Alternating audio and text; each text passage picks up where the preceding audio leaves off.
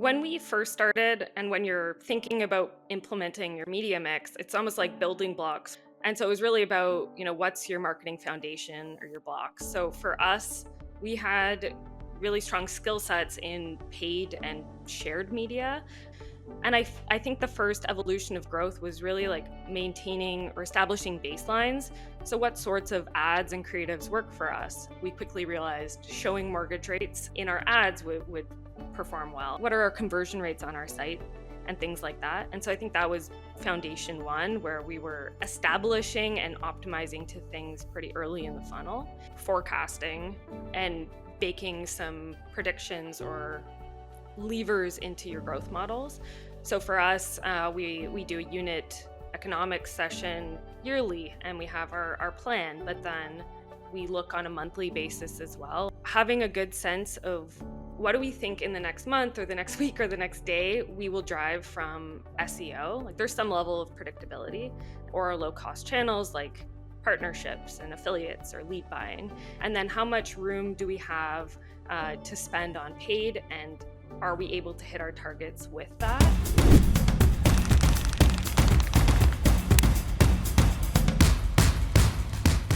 Kristian, welcome to the show.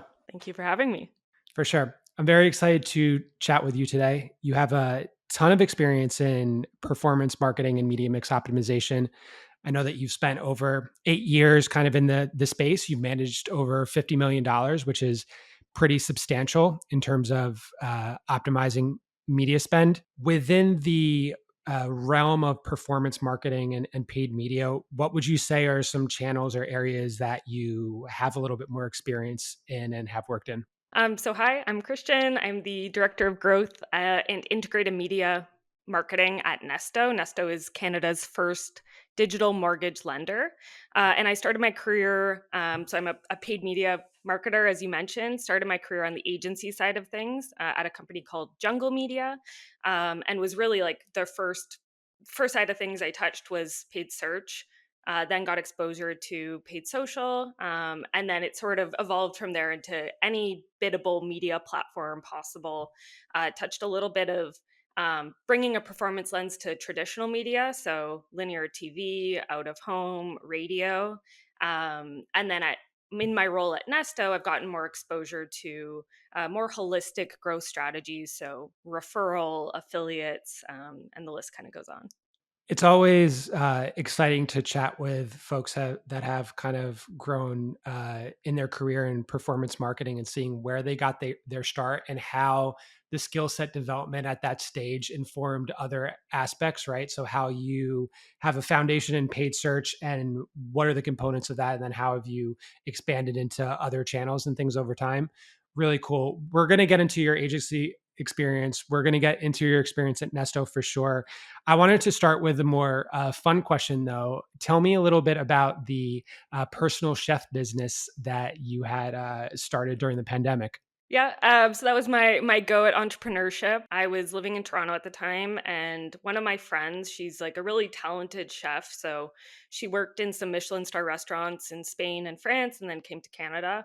And we're like, it's the pandemic. People have a lot of disposable income. They're sitting at home, and they want to invest in experiences, and specifically food experiences. So I checked Google Ads, as one does, and saw that there was, an increasing demand for personal and private chefs. Then Chefy came about, which was we had a single page website. We integrated a type form to basically collect information. The client would tell us a few things that they wanted on a menu, and we would curate a 3-course plated dinner. We would do all the grocery shopping. We would come to their house. I was the server. We would cook, clean, and we basically did that for over the course of 6 months to 8 months, I believe. And I had set up some marketing campaigns. So I set up a Google Ads campaign, a Meta campaign. I think our ads were quite cheeky. They were like, bring a chef home for a night or something like that. And we just geo-targeted Toronto, Canada. And I must have checked those campaigns like 3 to 4 times a day. It was insane. And so I think it was my first experience at highly efficient spend. And I think that was a good learning to come back to like managing these multi-million-dollar budgets where now you have this appreciation for the dollar, the value of a dollar. And I've seen other people do that too. They have little side hustles or they're helping a friend. And I think it's a valuable skill set to spend your own dollars. It's one of my favorite parts about what we do is that you can test and experiment with different things and get involved with these like little small business fun ideas because you know how to grow an audience and market a product. Do you remember what you were bidding or optimizing to at that time? Was it like a lead generation kind of situation? Yeah, exactly. So we were on Google. We were bidding on exact match. It was highly targeted. Personal chefs, private chefs, in home dining experiences, things like that, and then bidding to a cost per lead, essentially.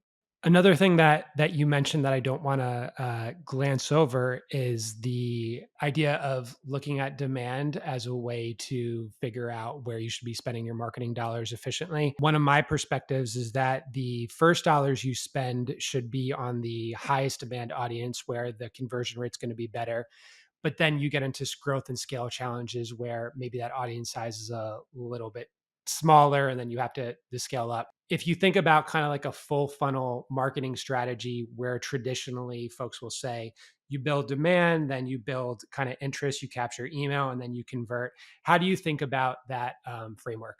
Yeah, I mean, it's full funnel marketing, and I think working at the agency kind of gave me exposure to seeing that and to seeing the impact of brand. Measuring that on an awareness and a recall basis.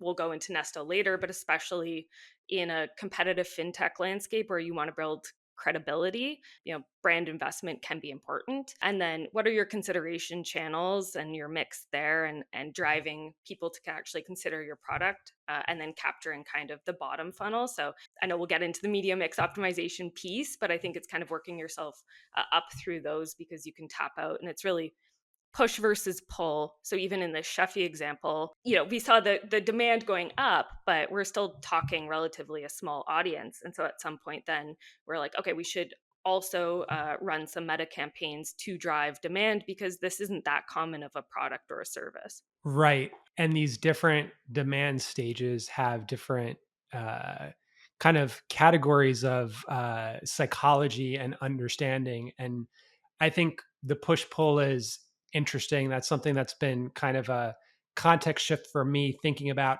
upper funnel specifically, and that coming from a very performance lens, you're so focused on the metric, but sometimes it's about creating an emotional association with your brand that then over time converts, and measuring that can be quite complex. But in any event, I think it's really awesome that you tested something like that during the pandemic. And when we had first met, I was kind of talking about, what are some things that that an individual can like spend money on in their free time to like improve their quality of life if they have a little bit of extra disposable income. And one of my ideas was that, which is so cool, right? We'll It's, we'll bring I it think back then. We'll come to Texas. for sure. Cool. Well, let's talk a little bit about your agency experience at Search and Gather and Jungle Media. Maybe just at a high level, what were your roles and responsibilities there? And then if you want to give the context into kind of some of the brands that you worked with and the scale that they were at. Yeah. So at Jungle Media, they're at the time they were around a 20-person agency, so fairly small. It was a 360, or is a 360 media buying and planning agency. What was unique though, that to them, was they were supported by more of a global agency infrastructure. So in Canada, cassette communications is quite known. They had like McDonald's, and did a lot of creative work with McDonald's. They have experiential, multicultural PR agencies, and so we were kind of felt very supported. And the client mix was very interesting. So IKEA Canada was my main client at the time. Nesto was just starting out. So they were, I think, just in their seed round. We had a country music festival, the Keg. So it was really broad, um, and but mostly enterprise clients, or mid market. And then moving into, and there I was search focused. It was really anything digital or paid ads. When you're in the media planning and buying world, there's a media planner, so they're working with the client to establish targets and understand their business really well. So they're putting together a yearly or a quarterly or monthly media plan, and making sure on a day-to-day basis that all our channels are executed and that we're hitting our KPIs. And then there's the media buyers, which are either digital buyers or traditional buyers. And so on the digital end of things, we focused on performance, but we did a little bit of OLV, so YouTube ads supporting the full funnel. And then the traditional arm, they were broadcast focused, so running and buying radio. They did a little bit of out of home and linear TV. And then obviously that landscape is changing quite a bit. So it moved into digital audio and online video, etc. Doing a little bit of everything. Yeah, doing a little bit of everything. Let me ask, so if we're, putting ourselves in a marketer's shoes that has to work with these larger agencies or is working with enterprise clients, I would imagine that the operating at scale creates more inefficiencies, whether that be with the planning and iteration and feedback process or the org structure. What are some challenges that you kind of observed there, or what are some lessons that you learned around structuring and managing these larger enterprise clients? Yeah, I mean, I felt pretty lucky to work with IKEA as one of my first clients. Like the way that they did business, their internal culture, it was great. I think some lessons with working with some of these bigger ones are they have very healthy marketing budgets, so they are, as we were alluding to before, they're investing in full funnel. So getting exposure to that early on was beneficial. Their martech is very sophisticated. Their team is based in Europe, and so Europeans take longer holidays than in the summer. And so there was some anomalies, I think, specific to them there. But they had, as IKEA does, a pretty large product feed. We're using very sophisticated technology. They had their own tag management system. And on our end, we had built a predictive analytics dashboard that basically showed, next week based on seasonality and various trends. If we spend $1 in paid search, one in paid social, this is what we can expect to drive. So when I think about these large enterprise accounts, there is a lot of beneficial aspects, I think, early on in your career to get exposed to those things. Sometimes it can be challenging to almost measure your own incrementality of like, if I wasn't here, like how much would this business drive? So I think that was what appealed in the startup lens to me.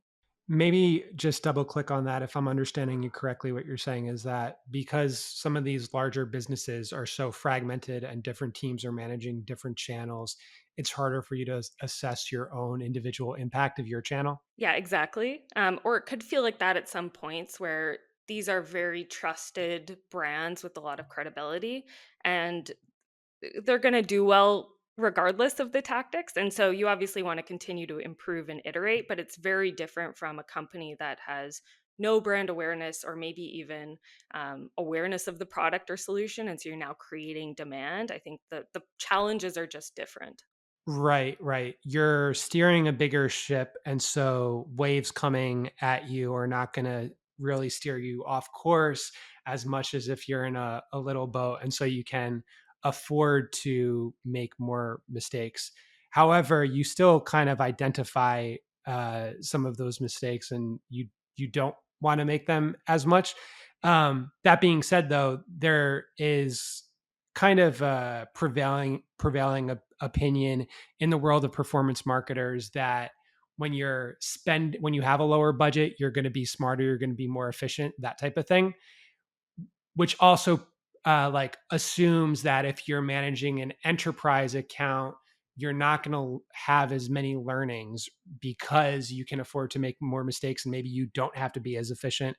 um Maybe just play devil's advocate on that, right? Like, what are the lessons that you took from the enterprise, working with like IKEA, for example, that you then brought into the startup world? Yeah, I think IKEA was a good example. So to go back, I mean, everyone knows IKEA. I was started on the search arm of things, and we had a pretty lean performance squad. My manager, after like 8 or 9 months, had actually left to become a sprinkler technician, I think, the usual career trajectory of a performance marketer. And so that was kind of my MBA in performance marketing, where we were looking at search, social. We had an internal trade desk, so was kind of helping with the strategy on the programmatic side of things. Um, and there was a lot in that account. And so they have different rooms like bedroom, bath, kitchen, market hall. And so you're not only optimizing to room objectives, you're also optimizing to omni-channel objectives. And so whether that's driving e-com sales and revenue, it's driving store visits. And how can you tie in-store visits and revenue back to your Google Ads and optimize?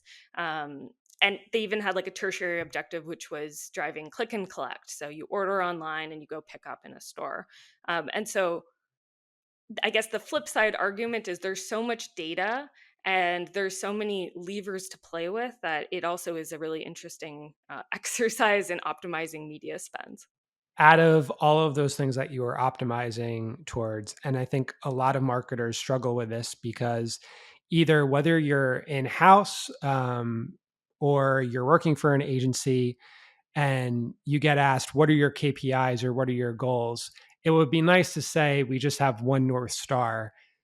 But what I've seen is 99% of the time, it's we have this North Star, but also we care about these 7 to 8 different things. Um, for marketers that might be struggling with determining how to optimize to all these different metrics, what would you say to that? I would say it's a challenge, and I'm also working on that. I think usually, and there should be one North Star, and then there's some level of soft KPIs that kind of lead up to that. And sometimes you have a longer conversion cycle, and it can take a long time or a lot of data to get to that North Star. And so I think it's good to kind of work your way back to that. In the IKEA example, they had internally set objectives for specific rooms. Like if there was a bedroom sale, they would have, we want to drive X amount of sales from that bedroom sale. And same with store visits. But I think they did have one internal North Star, which was driving online revenue. Online revenue. Were there any times or aspects where you maybe had to allocate budget away from something that was driving more efficient, like in-store visits, to something that was more revenue driving? Or how did you think about basically like deploying budget across these different goals? Yeah, and so to level set on store visit tracking, I think we were one of the early beta testers of this in Canada. And so if you're on your mobile device or desktop and you're logged into your Google account and you have your location preferences enabled, you see or engage with an IKEA ad, and then you would go to their store. That counts. So it's a anonymized and aggregated sample. So let's say out of your sample data, 60% visit in store, then it would extrapolate that across everyone who has either viewed or engaged with your ad. And so that would send the data back into Google Ads or Facebook ads or whatever it is, to be able to optimize your campaigns to that. And so I think in trying to do exercise store visit tracking, we didn't have any baseline data about what that would drive. Um, and so I think it inevitably took away from the main KPI of driving online sales in order to get baseline data and continue to grow there. And so the next evolution was sending back an average store visit revenue to the platforms. And then as they became more sophisticated, and if you have a loyalty program, you have more of POS or point of sale data to then connect actual customer revenue in store back to your platforms. What would your advice be to a marketer or potentially even a CMO that is working at a brand that has both a kind of in-person and online presence, and how to think about actually, optimizing that mix? I think it's as you get more sophisticated with your omni-channel revenue tracking, you can have a return on ad spend both online and in store. And so that's the end state of what you can compare the two. And then there's obviously various operation costs with maintaining a store or your online site. Um, but that would be down the line, getting a little bit more sophisticated with, well, what's your OpEx? I love that. My my kind of um, mission statement and efficient spend is to help marketers turn media spend into revenue, and it's actually pretty simple at a high level. Marketing spends an input, revenues an output. How do we drive that? But then there's so many uh, times where you don't have the revenue, or you can't see it, or you're not measuring it. So that was awesome to hear. Like, hey, if we can find revenue in both these cases, or even potentially, maybe you're not measuring, maybe you're not actually tracking the revenue specifically within Google or within a certain area, but you know that your conversion rate from an in-store visit to a purchase is X, and so you can start to extrapolate. I That's a good way to go about it as well. It reminds me, I was just listening to a like Alex Hermosi clip the other day, and he was talking about how a group of engineers wanted to create an automation to save them 4 hours a week. But when he did the calculation of what it would cost, it was going to be something like $100,000, which would only save them $20,000 of payroll for the thing. And so, um, I, yeah, I believe that revenue and cost as a North Star in decision making is like super important for the long term success of a business. Moving on to Nesto, which you've spent the past couple years at. I know that you gave a brief introduction before, but maybe just to kind of recap what Nesto is, and then also your roles and responsibilities there. So Nesto, I mentioned, is Canada's first digital mortgage lender. We started as an agency. And so if someone came to Nesto, they would go through a short flow series of questions that would ask, what's your down payment? What's your property price? And what type of mortgage you're looking for. And within about 60 seconds, they would enter their contact info and then unlock the lowest mortgage rates applicable to their situation. And so we had various mortgage lending partners that we would showcase on that page.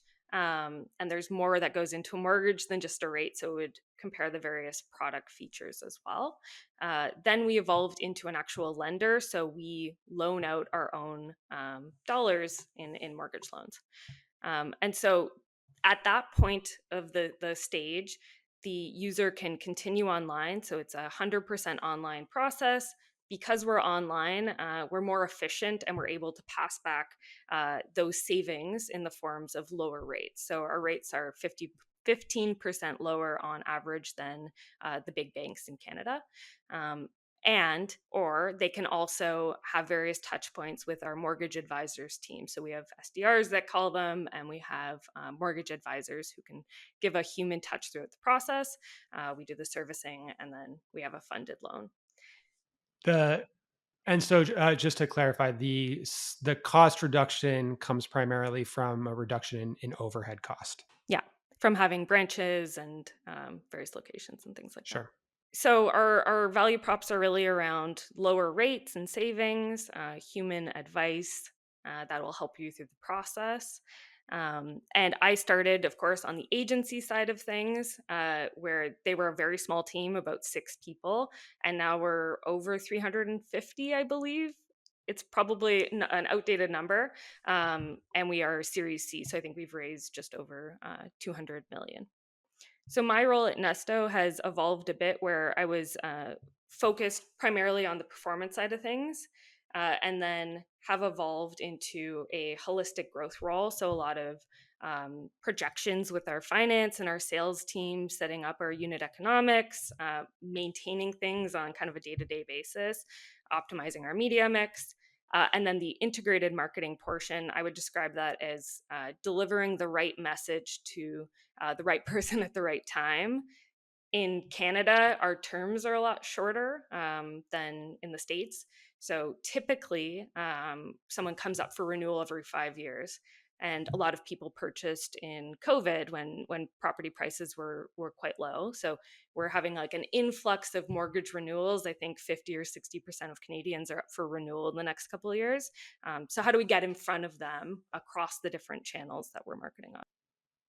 Right. I personally was lucky to get in at a 2.75% interest rate uh, in November 2020 when I bought my condo, and it was scary times then. But and I could say, yeah, I knew what I was doing, but I just got lucky, essentially.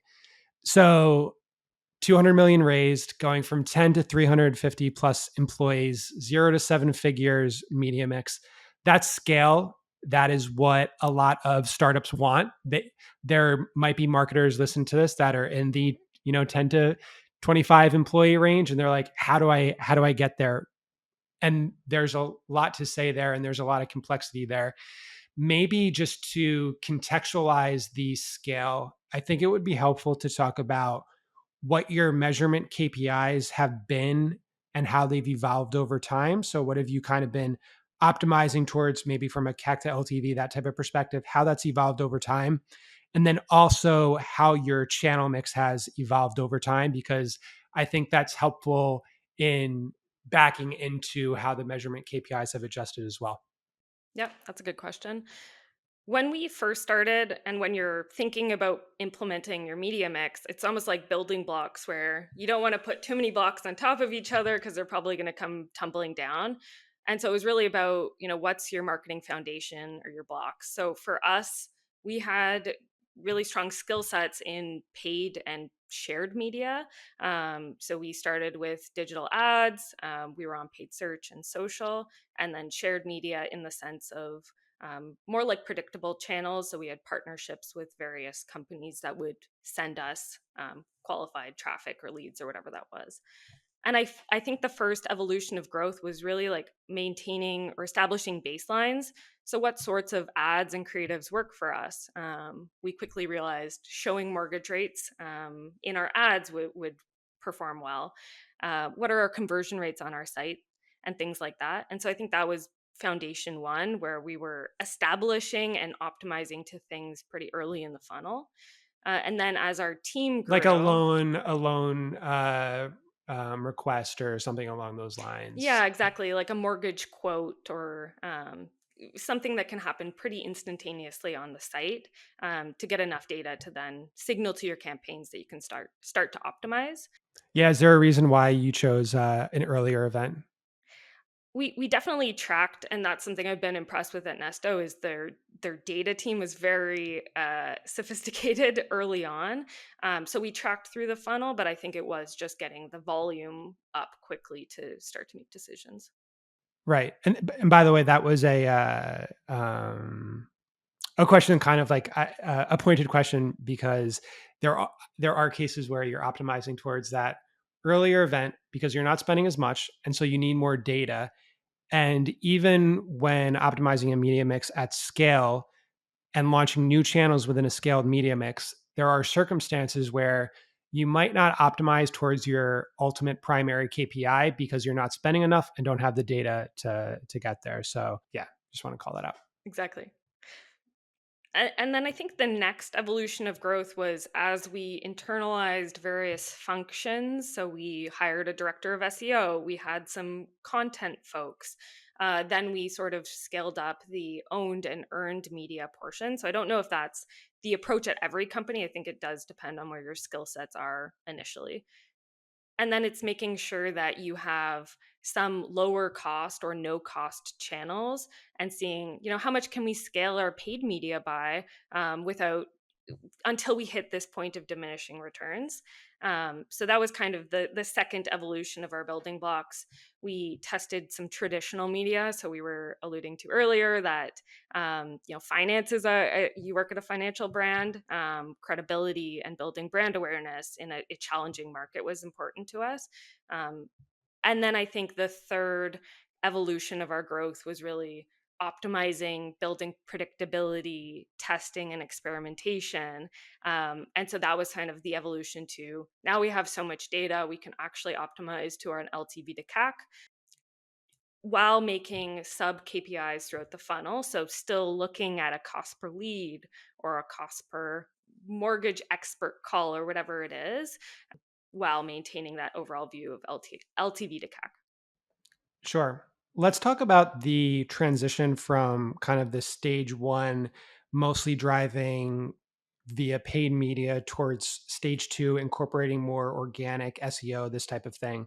So, something that I've kind of learned and it's become more obvious to me over the years is that having a healthy organic foundation just obviously gives you more room in your CAC so that you can afford to spend $100 on a customer in Facebook ads if you're getting X amount of customers for free via your organic results, right? However, nothing's free. There is a cost to establishing that organic function, right? But in your case, you were kind of paying and then you started to do this SEO stuff.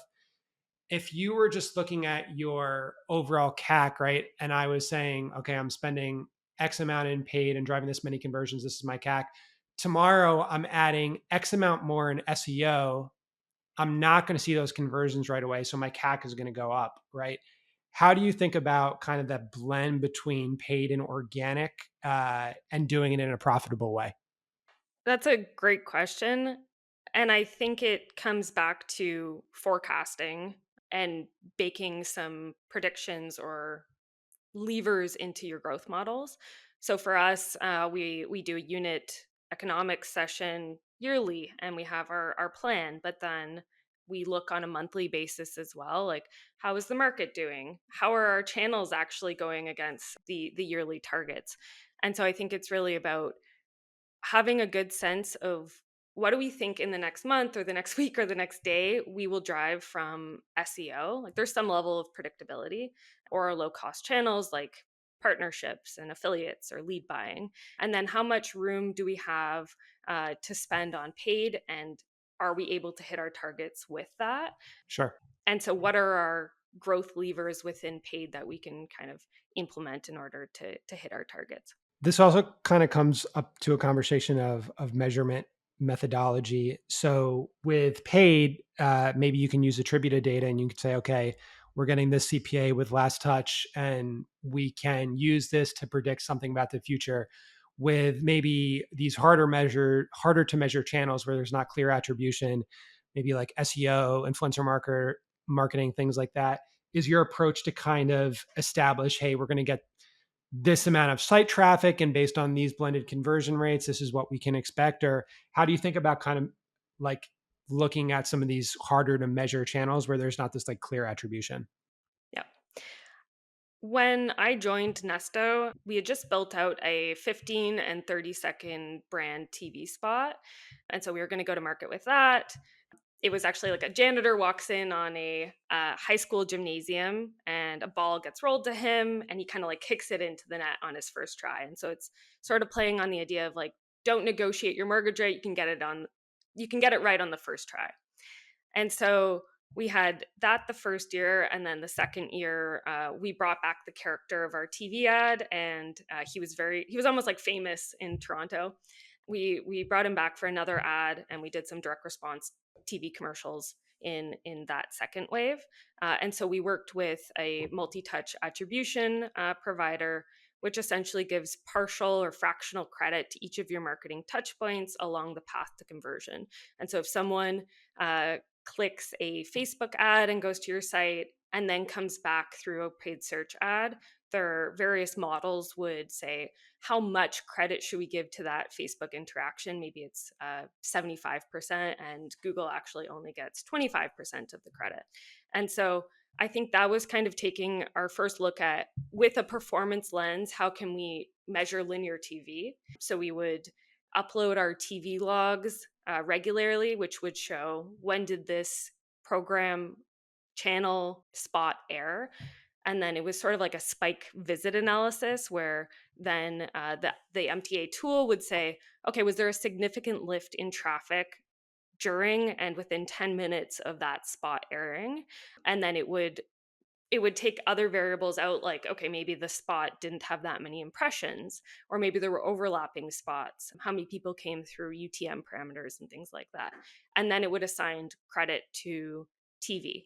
And we took a similar approach to, running radio or out of home, where we would do them in isolated geographic areas and sort of buy enough GRPs or whatever the measure was to say we're kind of saturating this city. Is there a lift in our other channels? And so when I think of hard to measure channels, that would be the first example. And SEO and some of the other ones, like influencers you mentioned too, you could use promo codes or vanity URLs or things like that. But I think MTA was the best experience at saying, well, what is actually our path to conversion? And don't stop looking just solely at last touch attribution. For sure. Yeah, and that feels right. I think some of these things are becoming more standardized now. There's not like one place to go to be like, how do you measure marketing spend? But it feels like there's some best practices that folks are implementing. I want to talk about your kind of system for optimizing the media mix right now, being at scale. But maybe before we do that, because it's a success story to scale a brand from zero to seven figures. Maybe a little bit of an interesting question. If you had to do it again in half the time, what do you think you would do? Like, what are the lessons learned from going to zero to seven figures? Or maybe it just takes that much time, but would love to hear your context on that. I think we did it pretty quickly. I was thinking back to another brand and I was like, we always expect this hockey stick growth from companies. And the reality is, most companies will have more of a steady increase in growth. And there's nothing wrong with that either. To do it in half the time, I think it would be about internalizing the team quicker than we did, although it was quick, and just making sure you have all the skill sets to be able to kind of implement a full media mix at scale. Right. Alignment is so important. I think another thing that I would say that I've kind of learned after scaling a media mix over the years is that you don't always need to be testing the new channel. Sometimes you need to scale the existing channel and realize that time spent in a new channel might be ROI negative because there's so much setup, learning, optimization time. And you do so because we need to diversify. We have to have a diversified mix. And sometimes it's just, hey, we're actually underspending on Facebook. And like the difference in changing a budget or creating a campaign in an existing channel, which takes 20 minutes versus spending 40 hours launching a new channel, I think those are some of the things that maybe accelerate. Just a thought, but Yeah. does that resonate with you?